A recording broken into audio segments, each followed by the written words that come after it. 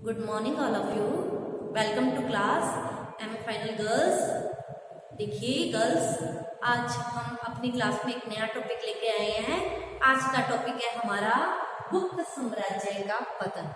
देखिए, हम लोग गुप्तों के विषय में चर्चा कर रहे थे कि किस तरह गुप्त साम्राज्य की स्थापना हुई और किस तरह आने वाले जो गुप्त राजा थे उन्होंने किस तरह अपने साम्राज्य का विस्तार किया। और फिर हम लोगों ने गुप्तों के प्रशासन के बारे में भी पढ़ा कि किस तरह उन्होंने अपने शासन का प्रबंध इस तरह से किया कि गुप्तों का जो शासन था काफी लंबे समय तक चलता रहा। ठीक है, अब देखिए आज हम इन्हीं गुप्तों का पतन पढ़ने जा रहे हैं कि ये जो गुप्त साम्राज्य इतने महान महान सम्राट हुए, इतने महान महान कार्य किए, उन गुप्तों का पतन किस तरह से हो गया। ठीक है, वैसे तो देखिए सृष्टि का शाश्वत नियम है कि जो आया है उसका अंत तो क्या है, निश्चित ही है। ठीक है, तो यहाँ एक सवाल ये उठता है कि इतना जो महान शासन प्रबंध, इतने महान महान गुप्त राजा हुए, वो गुप्त साम्राज्य का पतन कैसे हो गया, उसके बारे में हम आज की क्लास में चर्चा करेंगे। तो देखिए गुप्त साम्राज्य का पतन, देखिए जिस गुप्त साम्राज्य की स्थापना चंद्रगुप्त प्रथम ने की थी, चंद्रगुप्त प्रथम ने जिस गुप्त साम्राज्य की स्थापना की और समुद्रगुप्त व चंद्रगुप्त ने अपने परिश्रम और कार्य कुशलता के द्वारा उस गुप्त साम्राज्य को उन्नति के शिखर तक पहुंचा दिया। ठीक है, और इसी गुप्त शासकों की अगर हम श्रृंखला की बात करते हैं तो चंद्रगुप्त द्वितीय के पश्चात उसका पुत्र कुमारगुप्त, फिर उसके बाद उसका पुत्र स्कंदगुप्त गद्दी पर बैठा। और ये जो कुमारगुप्त और ये जो स्कंदगुप्त थे, इनके समय में भी गुप्त साम्राज्य का जो सूरज था वो क्या रहा, चमकता रहा। ठीक है, और इन्होंने भी क्या किया, अपने जो पूर्वजों से विरासत में इन्हें साम्राज्य मिला था उसका क्या किया, विस्तार किया और उसको ज्यों का त्यों बनाए रखा। ठीक है, हालांकि देखिए स्कंदगुप्त जब गद्दी पर बैठा हुआ था, स्कंदगुप्त के काल में भारत में विदेशियों का आक्रमण हुआ था। हूण जाति थी, लड़ाकू जाति थी, हूणों ने आक्रमण किया था। ठीक है, लेकिन स्कंदगुप्त ने क्या किया, इस विदेशी जो ये हूण जाति थी विदेशी, इसको अपने साम्राज्य से क्या कर दिया था, बाहर खदेड़ दिया था और विरासत में मिले अपने पिता से या अपने पूर्वजों से विरासत में मिले साम्राज्य को ज्यों का त्यों बनाए रखा। कहने का भाव ये है कि स्कंदगुप्त तक गुप्त साम्राज्य का सूरज ज्यों का त्यों चमकता रहा। ठीक है, लेकिन स्कंदगुप्त की मृत्यु के पश्चात क्या हो गया, गुप्त साम्राज्य की अवनति प्रारंभ हो गई। गुप्त साम्राज्य का क्या होने लग गया, पतन होने लग गया। गुप्त साम्राज्य पतन के गर्त में जाने लग गया। और 5वीं सदी के मध्य तक गुप्तों की जो विस्तृत साम्राज्य था, ये क्या होने लग गया, क्षीण होने लग गया, कमजोर होने लग गया।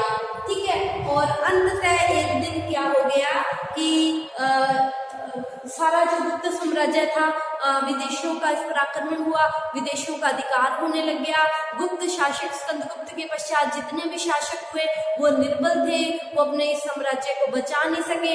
आखिर करके उनके हाथों से गुप्त साम्राज्य निकलता निकलता मगध तक ही गुप्त साम्राज्य क्या हो गया, सीमित रह गया। अब छोटा सा दायरा गुप्त साम्राज्य का बन गया। ठीक है, तो ऐसे जितने आक्रमणीय राजा थे गुप्तों के स्कंदगुप्त के पश्चात, ठीक है, तो ऐसे आक्रमणीय राजाओं की वजह से गुप्त साम्राज्य का क्या हो गया, पतन निश्चित हो गया। और धीरे धीरे ये जो विदेशी आक्रमण हुए, इन्होंने क्या कर दिया, गुप्त साम्राज्य को एक दिन धीरे धीरे करके क्या कर दिया, खत्म कर दिया।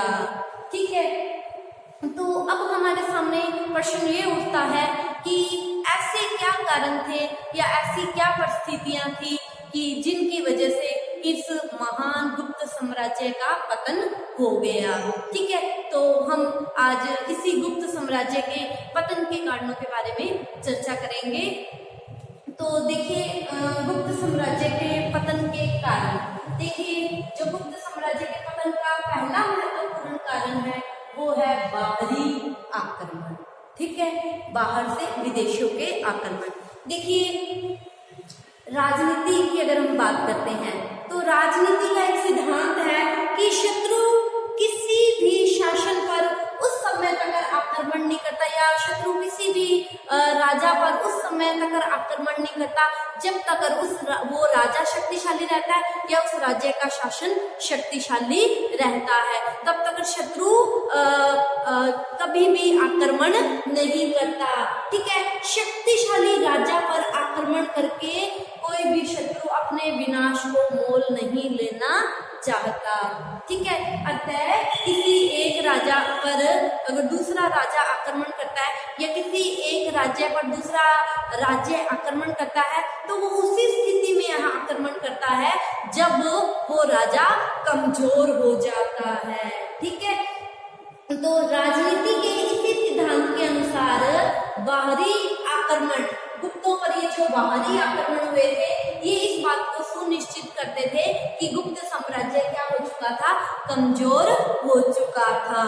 ठीक है, तो देखिए वैसे तो ये जो बाहरी आक्रमण हुए थे गुप्त साम्राज्य में ये हुनों के आक्रमण हुए थे। ठीक है, और ये जो हुनों के आक्रमण हुए थे गुप्त साम्राज्य में ये स्कंदगुप्त के समय ही शुरू हो गए थे। ठीक है, अभी हम लोगों ने भी ये जाना भी था।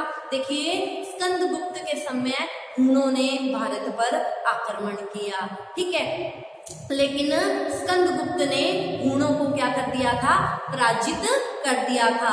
हुनों को पराजित करके अपने साम्राज्य से क्या कर दिया था, बाहर खदेड़ दिया था। ठीक है, किंतु क्या हुआ, स्कंदगुप्त की मृत्यु के पश्चात क्या हुआ, उसके जो उत्तराधिकारी थे स्कंदगुप्त के पश्चात जो आने वाले राजा थे वो कमजोर थे, निर्बल थे, अकर्मणीय थे, उनको शासन कार्यों में इतनी रुचि नहीं थी। ठीक है, अतः गुप्त साम्राज्य में आपस में क्या बनने लगे थे, गुट बनने लगे थे। गुप्त साम्राज्य अंदर से अंदर क्या होता जा रहा था, खोखला होता जा रहा था, कमजोर होता जा रहा था, और इसी कमजोरी का लाभ इन्हीं विदेशी हुनों ने उठाया और गुप्त साम्राज्य पर आक्रमण कर दिया। ठीक है, देखिए भानुगुप्त, गुप्त राजा हुए हैं भानुगुप्त। भानुगुप्त के समय हुनों ने गुप्त साम्राज्य पर आक्रमण किया था, और जो हुन राजा था उसका नाम तोरनमान था। यहाँ पे मैंने लिखा भी है, हुन राजा तोरनमान के समय जो गुप्त राजा था वो भानुगुप्त था।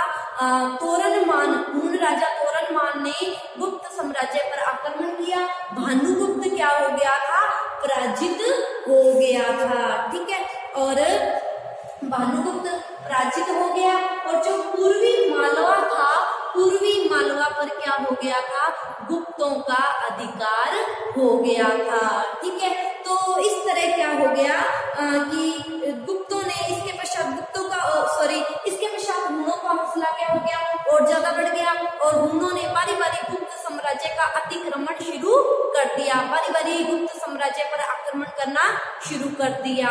ठीक है, और गुप्तों के निरंतर आक्रमण से क्या हो गया, गुप्त साम्राज्य खोखला हो गया। ठीक है, अब क्या हो गया, खोखला हो गया, तो धीरे से, और जब खोखला ही हो गया साम्राज्य, कहते हैं ना कि नींव ही खोखली हो जाए तो वो जल्दी वो इमारत क्या हो जाती है, गिर जाती है। ठीक है, तो इसी तरह गुप्त साम्राज्य हुनों के निरंतर आक्रमण से क्या हो गया, खोखला हो गया, और इसी गुप्तों के निरंतर आक्रमण से ही गुप्त साम्राज्य का इसी हुनों के निरंतर आक्रमण से गुप्त साम्राज्य का पतन हो गया। ठीक है, तो आज की क्लास के लिए इतना ही। Thank you all of you. कल मिलते हैं, आप इसका स्क्रीनशॉट ले लीजिए।